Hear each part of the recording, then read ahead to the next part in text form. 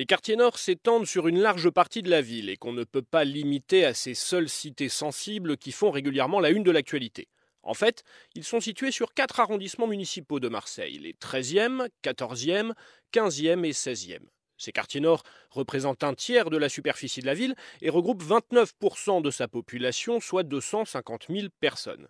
Ils ont été construits à la va-vite dans les années 50 et 60 sur décision de Gaston Defferre, l'ancien maire emblématique de Marseille, et de son équipe.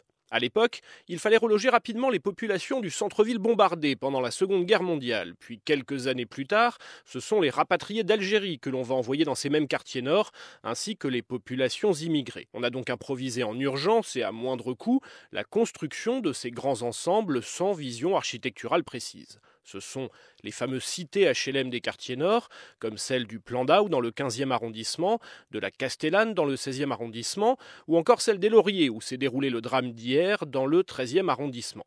En fait, les quartiers nord regroupent à eux seuls 50% des HLM de la ville. Mais ces quartiers nord, ce ne sont pas que des cités, on y trouve de nombreux lotissements, des maisons individuelles et même encore quelques exploitations agricoles. Parmi ces petits quartiers aux airs de villages provençaux, il y a par exemple ceux de Saint-Antoine, de Saint-Henri ou de Sainte-Marthe, des petits noyaux enclavés entre les bretelles d'autoroute, les voies de chemin de fer et les zones industrielles. Des quartiers très différents architecturalement, mais qui restent pauvres et populaires. Ils sont quasiment absents de la carte de la ville distribuée aux touristes. Ces quartiers nord ont en effet mauvaise réputation. Le taux de chômage y est très fort, de 19 à 27% selon les endroits, 40% pour la seule cité de la Castellane et jusqu'à 50% pour les jeunes du 14e arrondissement.